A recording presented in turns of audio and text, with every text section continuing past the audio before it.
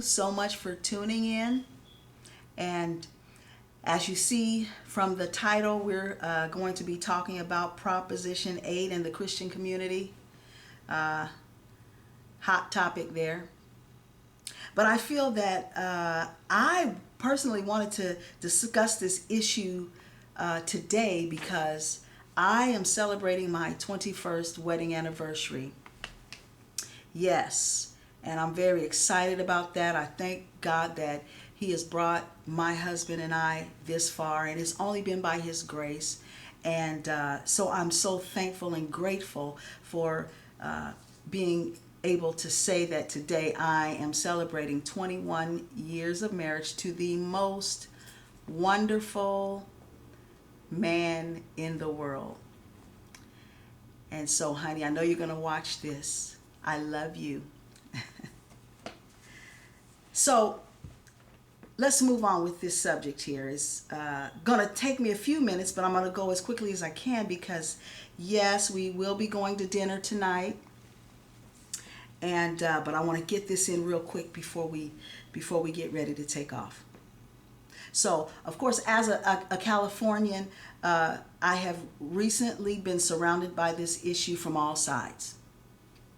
And since I have not died and gone to heaven yet, which I hope to eventually do, this issue as well as others are to be expected. So now I'm not going to come at you today with the typical Christian antics that one might expect a believer to come with, but I am going to come with what I believe is a Christ-like point of view. Now, I've come to understand that there can be a huge difference between being a Christian and being Christ-like. It is possible to claim Christianity and not be Christ-like. But it is impossible to be Christ-like and not live out true Christian principles in one's life.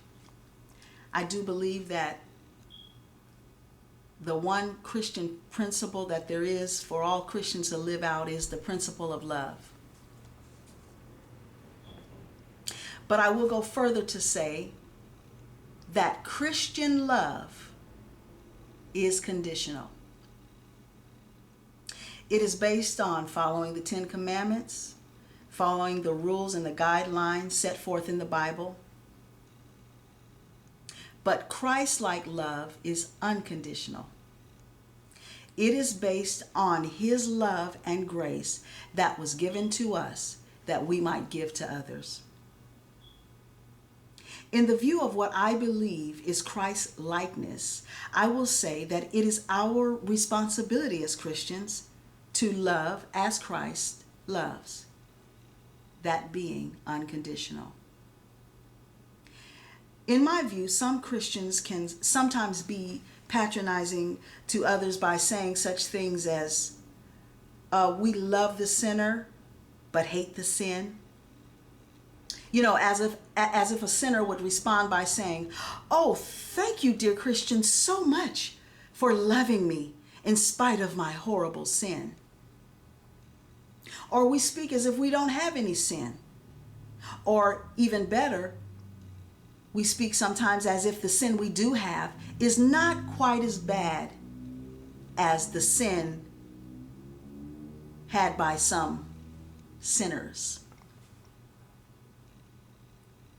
So as far as Proposition 8 is concerned, I believe that we all had the right to, here in California, we all had the right to express our opinion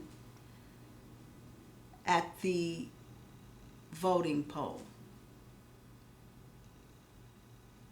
So to personalize this issue and to oppose those who wish this legislation to pass is perhaps Christian, but not necessarily Christ-like, especially from the pulpit.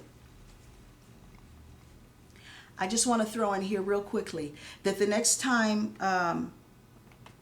some of you have the desire to sweetly and kindly bash homosexuals from the pulpit, perhaps think about the little girl who is 5 years old, 6 years old, 10 years old, 13 years old, who is being molested by a full-grown man.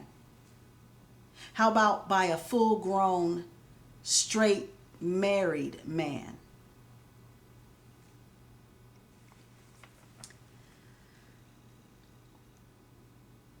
The Christian view is that marriage is between a man and a woman. The Christ-like view is to love men and women regardless of their sexual orientation and regardless of how they wish to express themselves toward one another. Now, whether we agree or disagree with how one wishes to express themselves in their own personal lives, our responsibility as Christians, as believers in Christ, is still to love. Reason being, there is not one person alive who has measured up to any standard of godliness or holiness by any stretch of the imagination without Christ. We only measure up because of Christ.